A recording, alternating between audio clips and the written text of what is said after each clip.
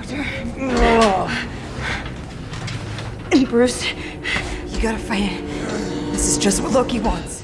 I swear on my life, I will get you out of this. You will walk away and never ever... Your life!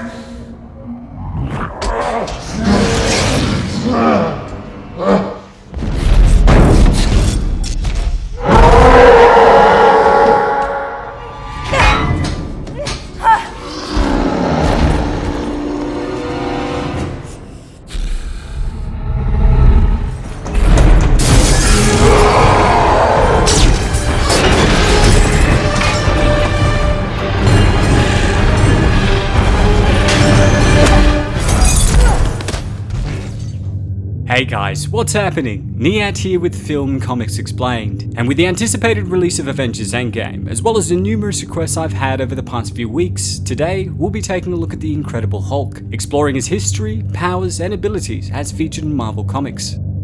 Over the course of his publication history, the Hulk has performed some incredible feats, from knocking Superman into space during a crossover comic, holding up a mountain range in Secret Wars to ensure his friends did not get crushed, tearing the fabric of reality with his sonic clap, destroying an asteroid twice the size of the Earth, withstanding a 100 trillion ton punch from his son Scar, and shaking the multiverse with his blows, just to name a few. Created by Stan Lee and Jack Kirby, the character would make his first appearance in the debut issue of The Incredible Hulk in 1962. For his first appearance, Lee chose for the Hulk to be grey, as he'd wanted a colour that didn't suggest any particular ethnicity. Colorist Stan Goldberg, however, had numerous problems with the grey colouring, resulting in different shades of grey and even green in the issue. And after seeing the first publication, Stan Lee chose to change the skin colour to green, with future reprints of the original story following this new direction.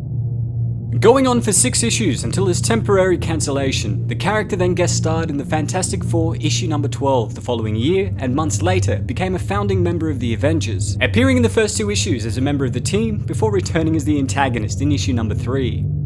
A year and a half after The Incredible Hulk was cancelled, the Hulk then became one of 2 features in Tales to Astonish, beginning in issue number 60, published in 1964. It's here where numerous supervillains like the Leader and Abomination were first introduced as arch-foes of the lean, mean, green, smashing machine. With the huge success of his appearances, Marvel officially relaunched the Incredible Hulk series in the early 70s, and have since seen their character featured in numerous spin-off comics, TV shows, solo films, and the recent production of the Marvel Cinematic Universe, solidifying his place as one of the most popular characters in Marvel Comics. The sole child of atomic physicist Dr. Brian Banner and his wife Rebecca, Robert Bruce Banner grew up in a violent and dysfunctional home. Though his mother loved and doted on him, his father would develop a deep-seated hatred of his son out of an insane jealousy of Bruce being the object of Rebecca's love. Furthermore, Brian also believed that his radiation work had altered his own DNA, and as a result had given him a mutant son, leading the alcoholic Banner to physically abuse him during his childhood. Bruce's life would reach a turning point when his father murdered his mother and was sent to a mental hospital, leaving Bruce in the care of his auntie, Susan Banner, who raised Bruce with love and care as if he were her own child. Banner would of course grow up to be a highly withdrawn, intellectually gifted youth that many considered a child prodigy. Over the years, Bruce would study at Desert State University, Harvard, and Pennsylvania State University, where he began to hone in his work on gamma radiation. Bruce would also meet Tony Stark in a conference at Oxford University, sparking a lifelong scientific rivalry and friendship that would for the most part stand the test of time. He'd have to heat the cube to 120 million Kelvin just to break through the Coulomb barrier. Unless Selvig has figured out how to stabilize the quantum tunneling effect. Well, if he could do that, he could achieve heavy ion fusion at any reactor on the planet. Finally, someone who speaks English. With the lack of funding and career options to pursue his work, Banner went to work for the United States Defense Department at a research facility at Desert Base, New Mexico. It's here where he would meet Thaddeus E. Thunderbolt Ross, the Air Force officer that was in command of the base, as well as his daughter Betty Ross, a fellow scientist that Banner would eventually fall in love with. Along with the other scientists at the facility, Bruce was tasked with designing and constructing a gamma bomb, which was a nuclear weapon possessing a high gamma radiation output. But during one of the test detonations, Banner observed that a teenager named Rick Jones had driven to the restricted testing area and quickly went after him, managing to secure him in a trench as the gamma bomb went off nearby. Unfortunately for Banner, the intense waves of radiation irradiated his body with highly charged radioactive particles, and due to an unknown genetic factor in his body, likely a result of his father's doing, Banner miraculously survived the detonation, which instead caused him to frequently transform into an immensely powerful, often green-skinned humanoid monster whom General Ross first named the Hulk. At first, Banner changed into the Hulk at sunset and would revert to human form at dawn. However, Banner's body eventually changed so that his transformation into the Hulk was triggered by the release of adrenaline when he became intensely excited or angry, regardless of the time of day. While most people assume that the Hulk was an alter ego of Banner's created down the track, the truth is that as a young child, Bruce began developing dissociative identity disorder, with the Hulk being only one of these personalities that arose as a manifestation of Bruce's inner child carrying the frustration and anger that Bruce himself would never let out. I also think it's important to note that the Hulk has many incarnations, each representing a different aspect of Banner's psyche, and it's been said that there are hundreds and even possibly thousands of other personalities of the Hulk, though only a few versions have been seen to date. At different times in the comics, and depending on the psychological state of Bruce, his other personalities would emerge, giving rise to numerous variations of the Hulk, including, but not limited to, the Savage Hulk, Joe Fixit Grey Hulk, the Merged Hulk, also known as the Professor, Maestro Hulk, Devil Hulk, and Green Scar, also known as Worldbreaker Hulk, which, as the name would suggest, is the most powerful incarnation of the Hulk, and by default, the angriest the character would ever be, as featured in the awesome World War Hulk comic series. Now, I'm happy to cover World War Hulk in another video, but just as a reference point, Worldbreaker Hulk is so powerful that he almost sunk the east coast of the United States by merely taking one step. And in a confrontation with Red She-Hulk, the two traded a blow that indirectly blew up the entire planet they were fighting on as a result of the gamma-energized sonic boom their fists were able to create. We are not your enemies, Banner. Try to think! I know there's been some discussion on the strength of the Incredible Hulk in the MCU in relation to his strength in the comics, with some people arguing that his portrayal in the MCU is overpowered. There's also been some complaints as to how Thanos was able to beat him so easily in Avengers Infinity War. For starters, no, the MCU Hulk is not the most powerful incarnation, and though he is able to perform some incredible feats and he appears to have immense amounts of power, we should not forget that his power levels are dictated by his anger, and as of yet, though we have seen bouts of rage, I should point out that we haven't really seen him reach anger levels that would facilitate the release of Worldbreaker Hulk. This also ties into my explanation of how Thanos was able to beat him so easily without the use of the Infinity Stones. I actually have a video looking at the origins and power levels of Thanos, which I'll be leaving a link to below. But with that being said, Thanos is already much more powerful than the Hulk, and also much more intelligent. And the reason he's able to beat him so quickly was that he was aware of how the Hulk functioned, and knew that in order to defeat him, he had to ensure that he took him out quickly before the Hulk could grow in power. Gamma radiation physiology. Due to Bruce Banner being exposed to the gamma bomb's radiation, resulting in his capacity to transform into a powerful monster, the Incredible Hulk is undoubtedly one of the physically strongest beings in the Marvel Universe, with the potential for limitless strength, stamina, durability, healing, and adaptation.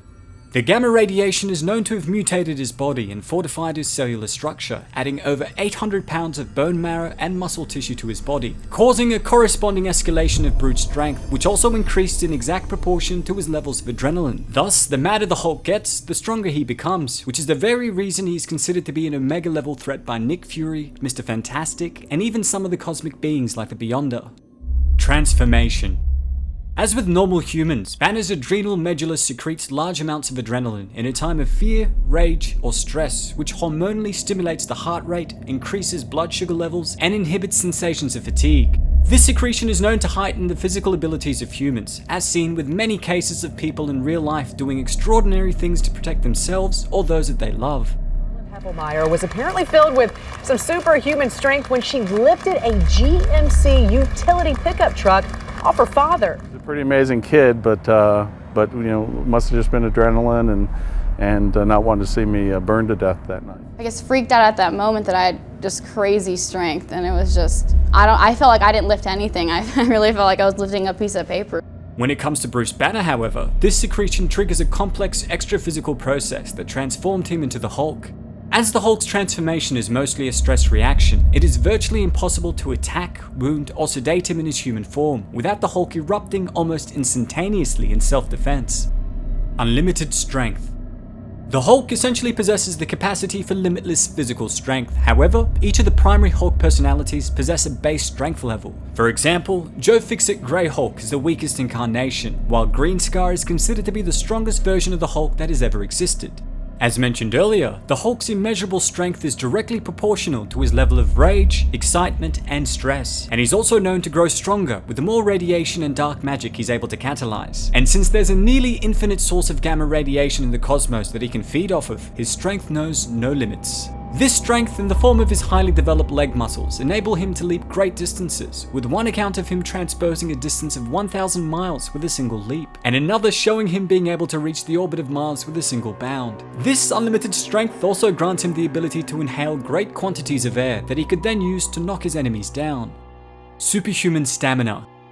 The Hulk's body counteracts fatigue poisons that build up in his muscles during physical activity, allowing him to leap endlessly all day without showing signs of fatigue. And in an enraged state, the Hulk is capable of exerting himself at peak physical capacity for several weeks before beginning to feel slightly tired, the key word here being slightly. Superhuman durability. In addition to his immense strength, the Hulk's body possesses a high degree of resistance to physical injury, and his skin is impervious to weapons fire, explosions, energy blasts, immense levels of pressure, and conventional blades, with adamantium and vibranium being the only known metals that can effectively pierce his skin. In saying that, once he reaches a certain threshold of anger and power, his skin eventually becomes resistant to both these metals. Regenerative Healing.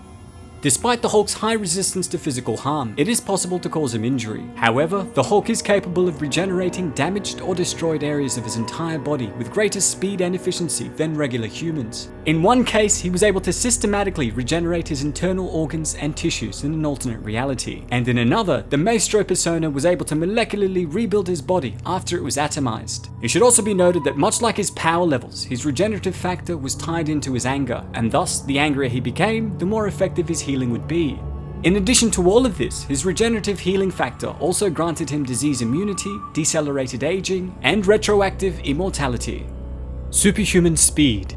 Regardless of his size, the Hulk's superhumanly strong legs allow him to run at speeds that were well beyond the physical limits of even the finest athletes, with the Hulk being seen outrunning a jet that was chasing him from above. This performance also extends underwater, with him reaching speeds of 148 kilometers per hour while swimming. In fact, his speed and reflexes were so great that he was even able to catch up to and briefly grab hold of the Silver Surfer, who is known to maneuver at supersonic speeds. His speed and strength was also so great that when he brought his hands together, the thunderclap it created would produce immense shockwaves capable of putting out fires and knocking his enemies back with great force.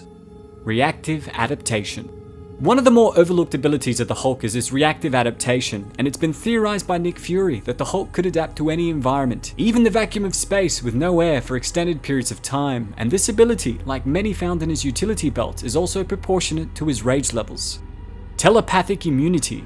Though we see the Hulk's mind being temporarily manipulated in Avengers Age of Ultron by Wanda Maximoff, in the comics, the Hulk has demonstrated great psychic resistance as a side effect of his innate rage and the multiple personalities inside of his mind. Energy manipulation and emission.